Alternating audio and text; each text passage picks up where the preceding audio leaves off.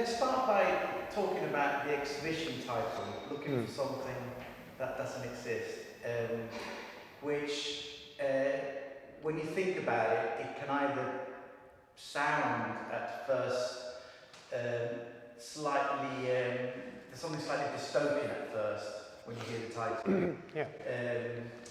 You know, it's not necessarily a immediately positive title, but then if you think about it, or at least when I was thinking about it, it came to mind that maybe there's something interesting about the idea that what does it mean to look for something, to search for something that doesn't exist, you know? Well, I mean, I think it's the ambiguity is part of what I was thinking of anyway, but it comes from a sort of a line of my work which has always been about a faith, and mostly been about a faith in art itself. So a lot of the time I've been working by making paintings of myself making paintings, or paintings in situations or other people's art. Really about my own questioning of the own process of making art, and whether I believe in it or not, or whether it's something that's tangibly out there. Of course, I mean, I think I veer on the faithful side of things, where I'm wanting to believe in it and wanting to believe that what I do is relevant and all that stuff. And it all sort of stemmed really from this photograph that I had kicking around my studio of from the 1950s or 60s of there's a guy standing outside his car overlooking Loch Ness with his binoculars looking out over the void. And it just sort of chimed with me that I was kind of in that position of that gentleman himself, sort of looking at this grey surface, willfully believing that there might be something more than there is there. And I saw that as a parallel to sort of perhaps what it might be to go and look at art in museums and things like this. You know, and how long have you had that photograph? Well, I've had that photograph for years and years and years, but strangely I had it in my studio for about 2 years since I used it. I did a version of it for the previous show I made in Esther Schipper Gallery in Berlin, where I reenacted it. I got out of my car in the coastline near St Andrews, because I was up there visiting my dad, and I just opened the car door and I stood beside the car door and did a sort of recreation of it. But then the painting I made then was without me in it. But so it's been around my studio for at least 2 years. And that was really the sort of genesis of thinking about even going to Loch Ness. So when I had it up, I wasn't really thinking that I would make any work about Loch Ness. But it suddenly seemed to me like the perfect sort of metaphor for some of the things I've been thinking about to do with faith, really. And in a way, the ridiculousness of it, but nevertheless, the sort of necessity of it. It sort of started before Loch Ness, during lockdown, when you could do these sort of 45-minute walks you were allowed to do. So I was going with my youngest daughter, walking around the neighborhood at night, because it was in the winter. And, you know, the only artwork I made for a few months was just taking photographs of rubbish bags and cars and things just in the street lamps, you know. And it was quite theatrically lit with the street lamps and this kind of nocturnal. And then I would go home and lighten things in Photoshop and see like what I couldn't see in real life and the camera revealed. So there's a kind of notion about seeing more than there is in that sense as well, you know. So these photographs, I quite like them, there's something in them, but I thought, well, it's just a bit boring walking around East Dulwich, sort of like taking photographs of rubbish bins, but not that I'm averse to boredom, but just putting these two things together, this photograph that I had kicking around, plus these nocturnal photographs. So I thought I'd go up to Loch Ness and just do the same, look for street lamps and just take photographs of whatever is under the street lamps to reveal what might be revealed by the lighting. But of course, when you get to Loch Ness, there's hardly any street lamps, so I was in a kind of little bit, hadn't thought about that. So I started taking shots of the loch at night, doing night walks, and they're completely dark, you know. Then later on, you could process them so you could reveal what might be seen. There'd be a buoy floating out halfway along, out in the loch or something. So there's this kind of revelation that the photograph can see more than you can, in a way, or perhaps. And the whole notion about the night and things being obscured and revealed. So that was the kind of recipe, as it were, that I went to Loch Ness with. Just this kind of vague notion of that put these 2 or 3 things together. Let's just see what happens. Retrospectively, I've realized that maybe working from the digital and then turning it into analog is kind of what I'm doing, trying to sort of breathe time into the photograph and sort of objectivity and singularity and lots of things that are particular about the paintings. It's interesting because something about the nature of the ways in which the paintings have been realised, that they suggest that sort of developing moment in a dark room where a detective has taken a photograph. Yeah. And you know, sometimes they've taken an incidental shot of a, you know, of like a bin or something, and then they enlarge it and they notice something. And, yeah. And there was a suggestion that, you know, looking at the works of things that are hidden perhaps, or things that we're being invited to look for in the way that we look at sort of the sort of myth of Loch Ness. You know? Well, absolutely. I mean, I think the filmic reference or TV show reference is always there. You know, you're creating sort of these little narratives, like a detective, as you said. So most of these paintings are pointing away from the loch. They're not actually looking directly for the monster. So they're more oblique than that. And it's like finding the equivalent of looking for something more than there is, but in the objects that surround the loch that I might just find like a sandwich board or a cafe table or whatever. But you're right, I think there's a lot of, each one's got a little clue. You could sort of say that there's something about looking in each of the images. Okay, Andrew, so let's talk about the work, but before we do that, I remember when you left St Martin's, you went to the Royal College, there was also this kind of period when it was like colour fields. Yeah. There were kind of large abstract paintings, yeah. Which, you know, again, they were sort of simple geometric arrangements that alluded to landscape, but they looked like colour fields. Yeah, they were like a Rothko that had a vague architectural form in it, sort of thing. Yeah, so Robin Denny, Rothko, that kind of painting. Yeah. And then, but what's interesting about those paintings was that you started tinkering with, or as I remember, you started tinkering with the material that you painted. So you weren't just using a paint straight from a tube, you were doing something to the paint. Well, that was because I wanted them to look like parts of frescoes. And I wanted to become very matte. So I had a big tray that a trolley tray, and I used to be able to sort of like with white spirit, because white spirit was very matte, it dried the paint out, you know, totally toxic, but I had pools of this white spirit paint, and I'd pour whiting or chalk into the paint and just hope that it would bind. There was enough binder in there, maybe a little bit of wax. Yeah, and just then sort of vigorously, you know, very thinly, and also using very opaque paints. That was my discovery, that if you painted opaque paints very thinly, you got this veil, you got these veiled, I thought that's what Rothko was doing, it probably wasn't, but I mean, so you could get this sort of sense of something underneath something else, but you couldn't see it because it was 99% obliterated. But that kind of... and it's almost a paradox there, this sort of opaque veils, and I'll return to that in a moment, I think that's still present in these paintings. Yes, it is, yeah. But then I started doing this series of works. Again, I made a mistake thinking that tempera was quite like fresco painting. I remember there was a class that we went to, David Tyndall taught us how to do it at the Royal College, and I thought this is going to be like fresco painting, but it was nothing like it. But anyway, that led me on to trying little tempera paintings. I did them in my spare time. They weren't the main body of work. They were like homework or something. I did it, you know. And then I generated these imaginary scenes, and I'd paint them from different angles or zooming in. So it was like a film. So there was a kind of... Were there some where you were looking out of your window into the car park across? There was looking out. They were quite diagrammatic. They were quite simplified, sort of like Julian Opie or something, you know, like. But they would be, some of them would like focusing on the car park or just an imagined scene, you know.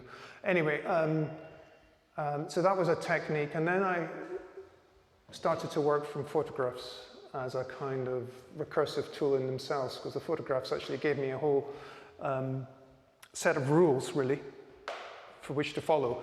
And all I had to do was to copy the photograph as closely as I could, as far as I could be bothered, you know. And the relief of just copying something.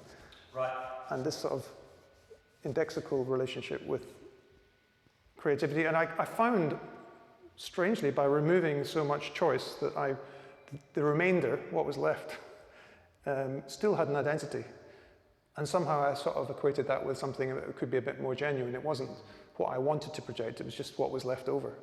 And I was quite interested in that kind of discovery. So,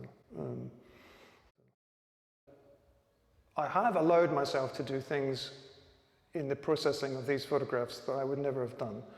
I've turned them into paintings by using Photoshop and things before I even copy them, and then they get a little, so 90% of the work's done in the Photoshop, really. And then I print on sort of matte papers and things to get a kind of image that's quite obscure and quite painterly, and then I just copy that painterliness of the photograph, you see what I'm saying? So a lot of that goes on before I even touch it with my brush.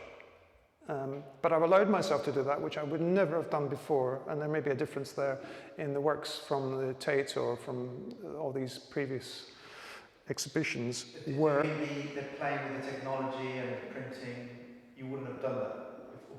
Trying to be painterly with the photograph in the first place was, or adding or changing anything, because it was this sort of rule in my head that these were just straight photographs. I didn't even really want them to relate to photographs, I just wanted them to be like views, totally objective, anonymous views depicting something which didn't exist, which was an exhibition, a virtual exhibition in the space. But the actual recording of them was very much more invisible. There wasn't like an angle on them. They were just objective. So that has certainly changed. So I'm sort of, in a way, kind of, for me, quite playful with these, and also allowing myself to associate with a kind of mystery and supernatural and romantic notion. But whether I mean, I think all of these things actually existed in the previous work, they maybe just were less kind of on the surface, if you know what I mean. It's interesting because when you were talking about doing things on Photoshop, doctoring the image and then printing on a different paper, getting a glitch or maybe something that's slightly misaligned, it reminded me of also some of the works that you made or you have made where you've made sort of UFO paintings. So there's that element of, again, looking and truth and what is authentic and what's real and what we believe when we sort of see a painting.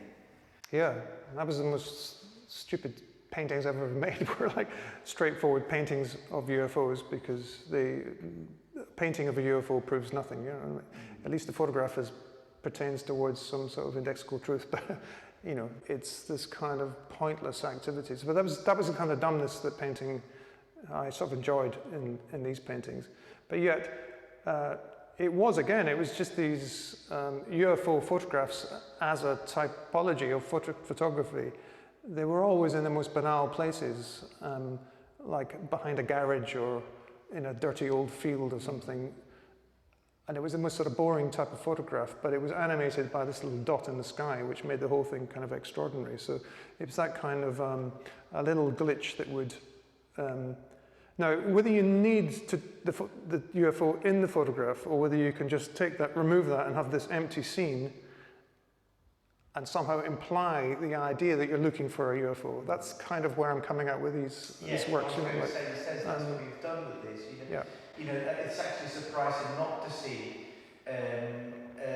or to see little evidence of the lock itself, or paintings which would suggest the project, but instead we see these kind of incidental images of reflections on windows or street lights, or you know, if you look within the paintings, you see almost like see paintings within paintings, like little details, like a landscape within the reflection on the window, that kind of thing.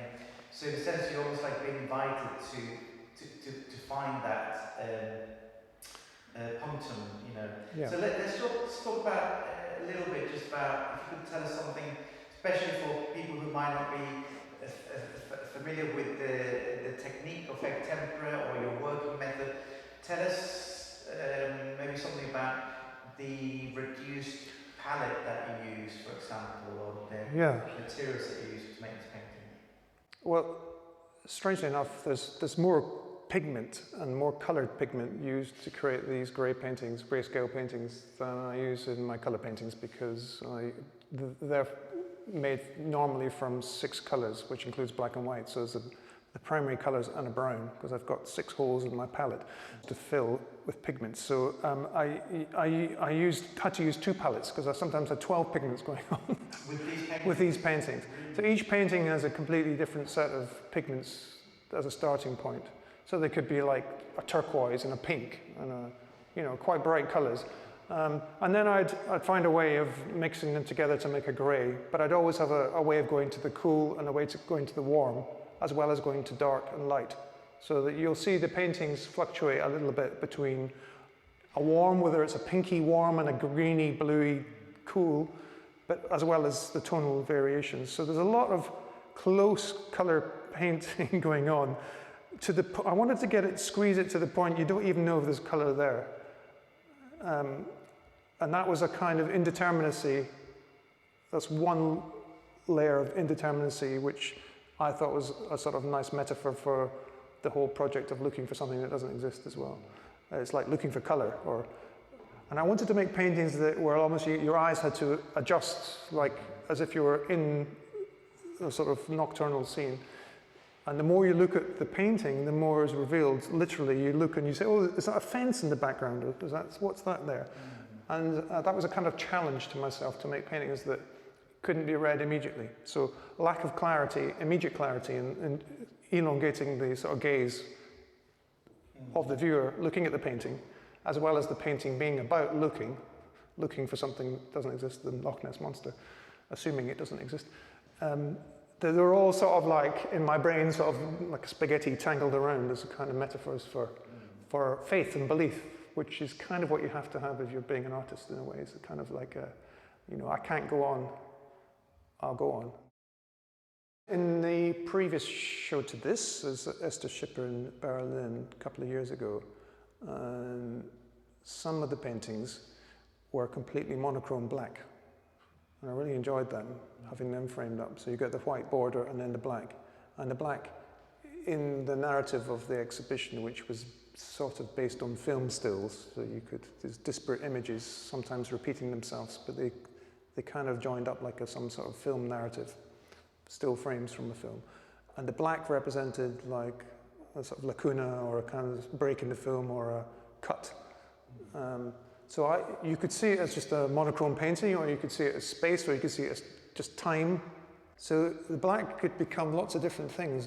And I think that there's something about, when paint becomes more than it is, that's another sort of metaphor. That's a really good point, because I think just the way in which you have these kind of like, in some ways, connection to the type of paintings that you're drawn to, like frescoes or even the earlier sort of colour-filled sort of paintings that you were trying to create a sort of chalky madness with. And then here we have paintings that have like, the frame behind glass, but then you have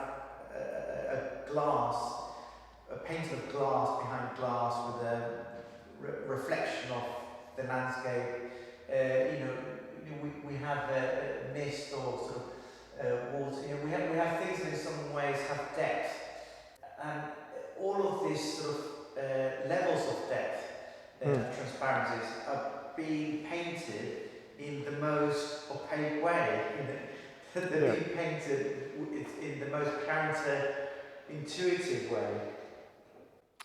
The 99% opaque. There's always a slight hint that there's something underneath, you know, but literally you're wondering, is that on the surface or is that underneath? So that's quite important, I think. But yes, it's a kind of recurring theme of screens and of a veil or these sorts of things that are getting in the way of seeing through to something else.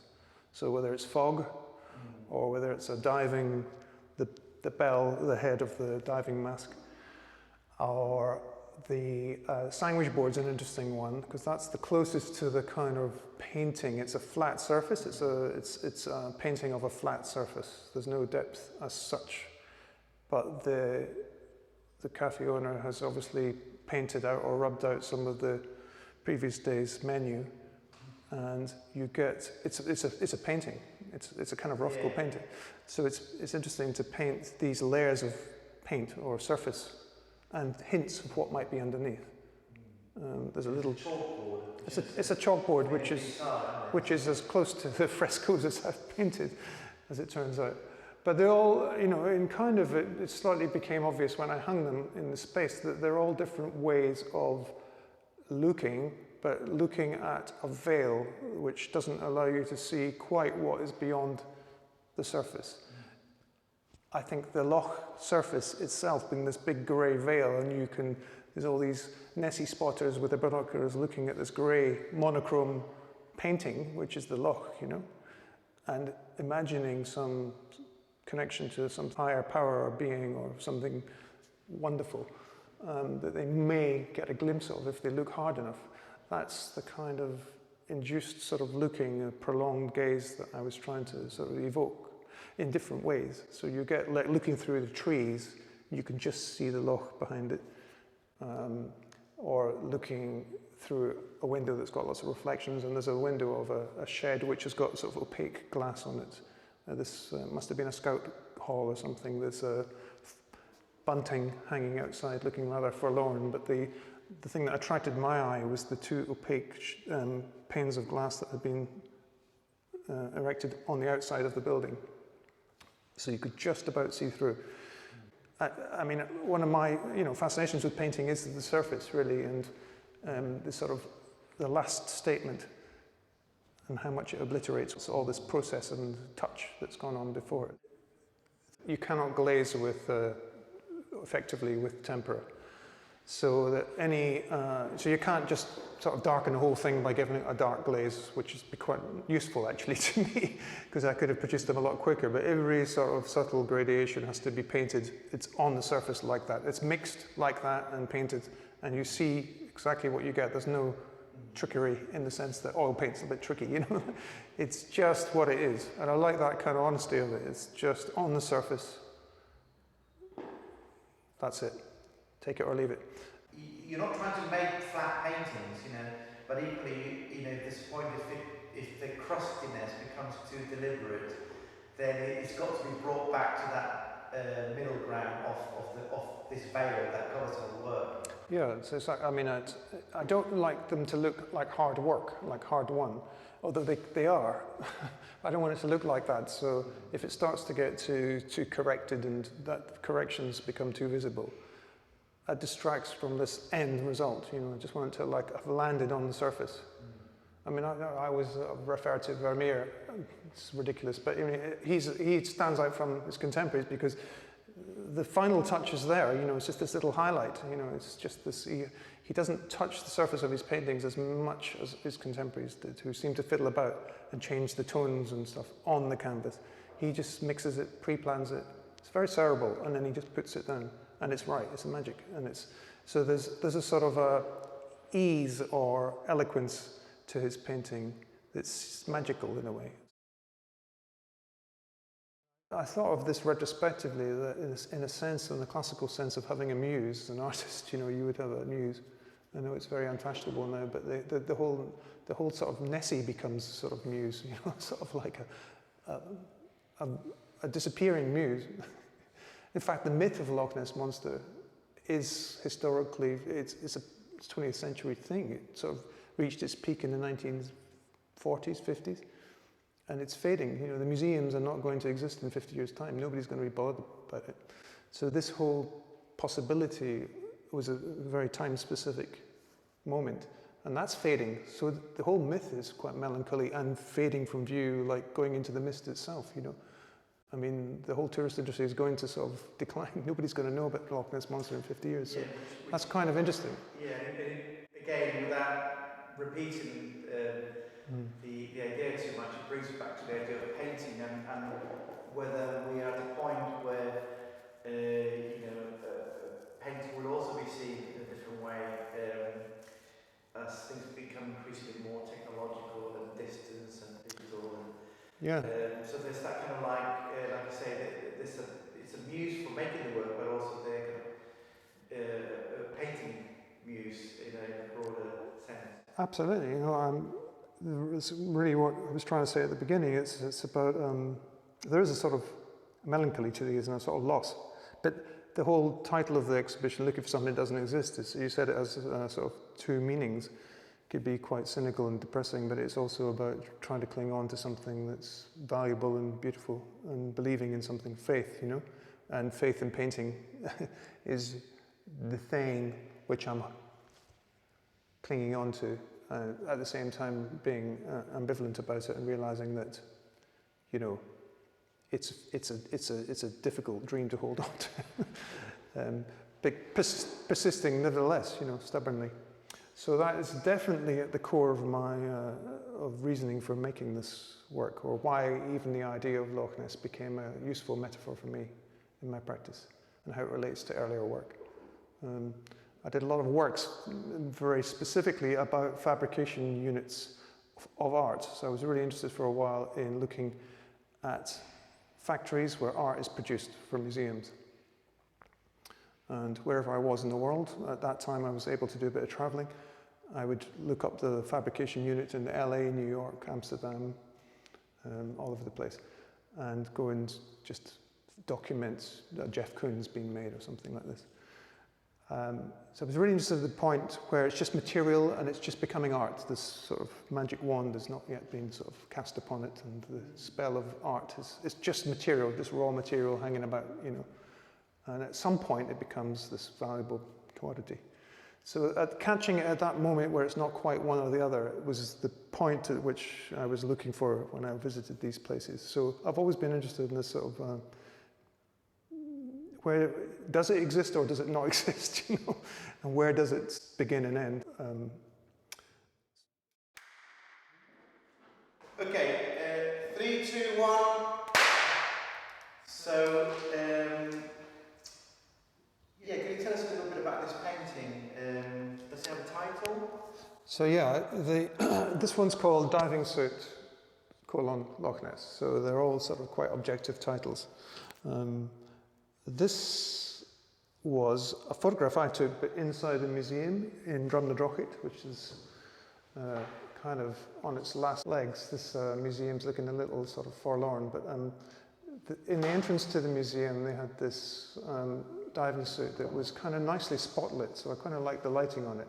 But it's of a crazy guy who was called Lloyd Scott, I think, in 2003. He was a marathon runner, extreme sports. And you probably vague memories of somebody doing London marathons in a diving suit and a bell suit. Yes. Well, anyway, this is him.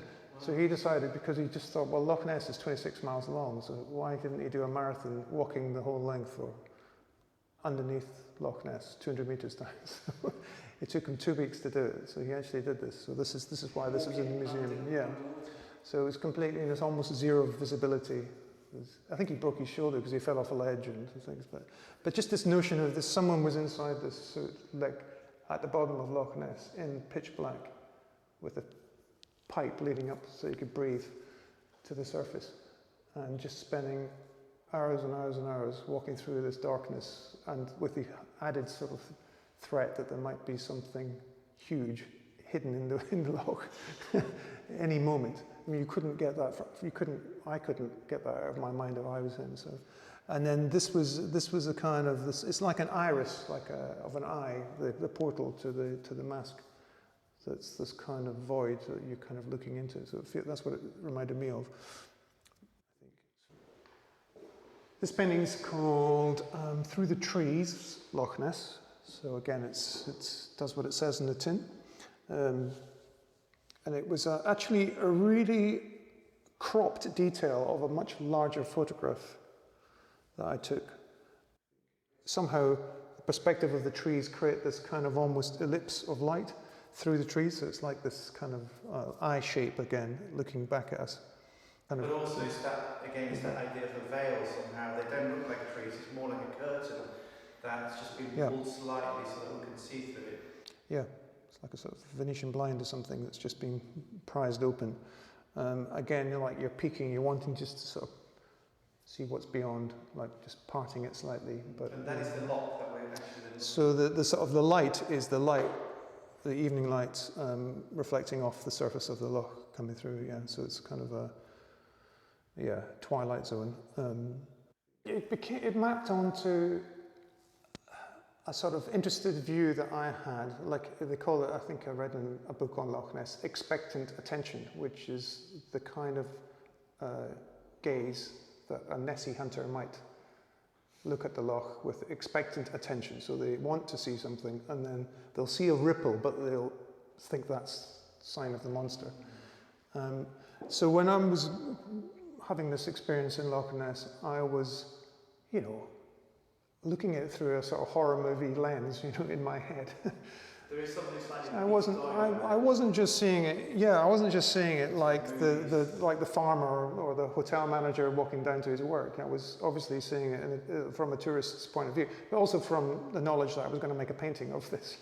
So I was looking for this kind of thing, and in a way, the post-production was to bring the image closer to what that vision was than the kind of objective facts that the digital camera recorded. So it kind of was allowing myself for the first time to sort of try and get closer to an alternative vision, slightly mediated vision through knowledge of, I don't know, I think I watched Blair Witch Project a few days before going up there, which was a very bad idea because I was walking around the forest at night. But that kind of slightly becomes part of like the vision. Method actor, you're sort of wanting to... Yeah. So this, I hope, would be closer to the form of vision I was hoping to induce in myself, provoking myself by, getting scared walking through the woods at night. And then, of course, the painting of it becomes maybe a kind of fine-tuning of that experience.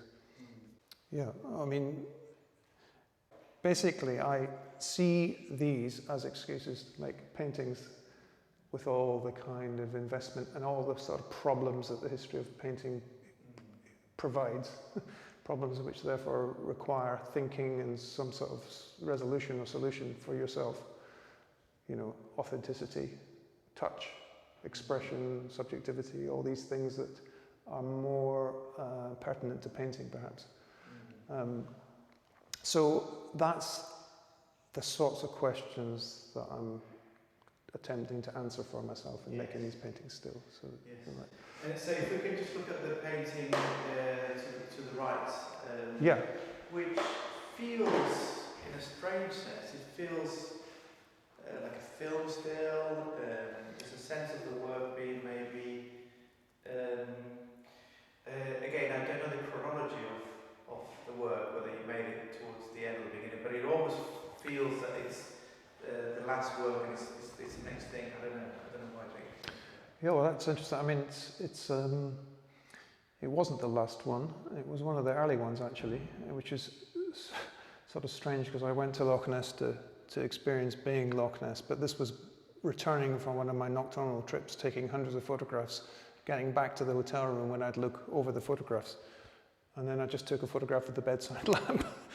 Right. And of all the hundreds of photographs, it's sort of the irony is that this was one that sort of like somehow contained the kind of mystery and the idea of looking at pretty much nothing, but yet seeing more than there is in that nothingness. So this seemed to evoke that spirit in me. That's why it sort of passed the grade and became a painting, really. But I suppose relating it back to earlier works, say at Tate Britain, or when I was making paintings of fictional exhibitions, the quality that I noticed just in my own attempts to be faithfully reproducing an image, there was always a sort of residual extra sort of feeling of silence, or sort of a muffled space, you know, the sort of vacuum of space, and a kind of, you know, really quite different from the photographs. If I had the paintings and the photographs side by side, nothing changed, but there was a different atmosphere. It was as if there was this prolonged gaze, and you were sort of it's almost like the objects were looking back at you and sort of quizzing you, and, you know, having this relationship. And I feel this with the lampshade. It's this kind of it evokes more of that feeling than the actual initial photograph did, and this kind of feedback of vision between you looking at the lamp and the lamp's looking back at you, and this kind of this feedback builds to a sort of unbearable crescendo, you know, that kind of like a banshee screaming or something.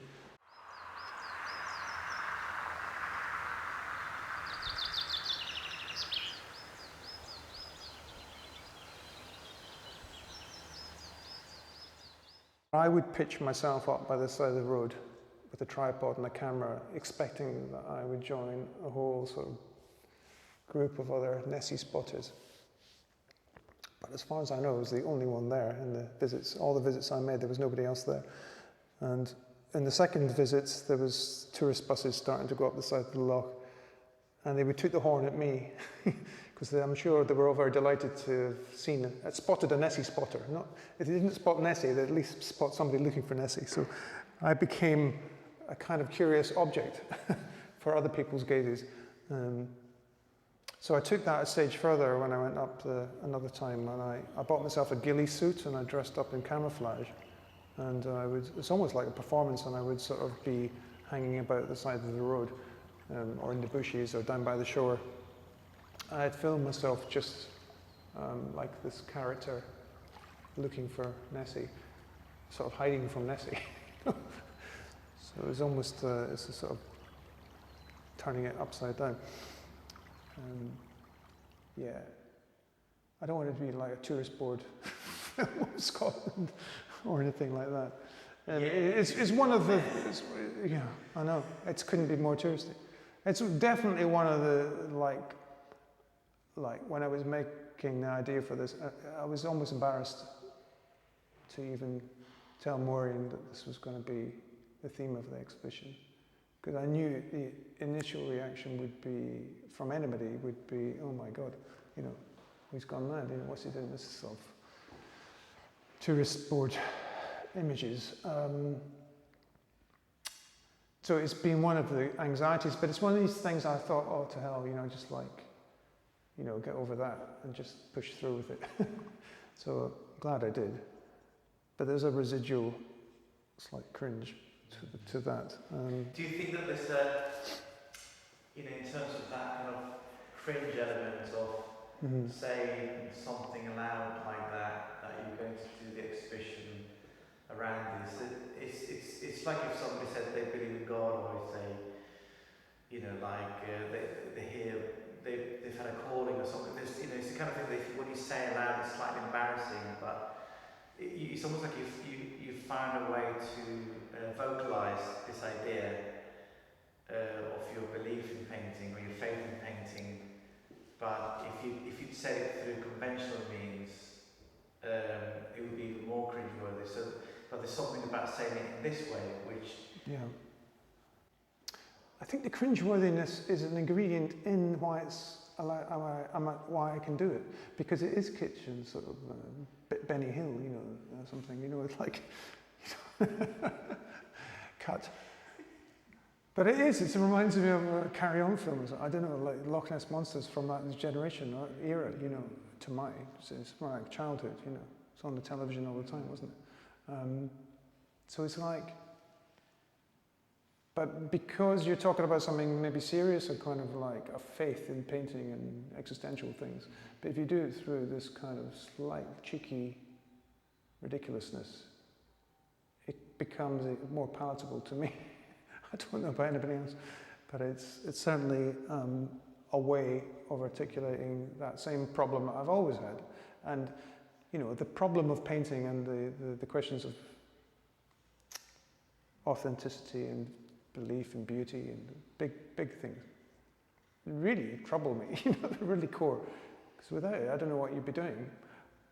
But how can you have your cake and eat it, so there's a kind of ironic distance, but you're also doing it, I've always had that sort of, and it's made it quite difficult. People don't really know how to place the work, is it, when we were at college, it was this very clear division between a sort of modernist faith and belief and a postmodern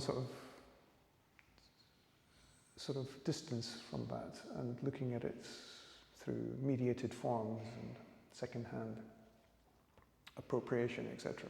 So I've always found myself sort of neither one or the other, but sort of acknowledging both, doing postmodernism in a modernist way or vice versa. So that's continued to some degree. And I think with these kind of romantic images, they've also got a kind of irony in them, still lingering in there. I don't know if everybody, a lot of people would be really disappointed to find that, I don't believe in the Loch Ness Monster, or this is not quite romantic, and I was dressing up like an idiot when I was there and things like that. That would upset people, or, but it's true. Thank you very much. Okay, thank you. Thank you.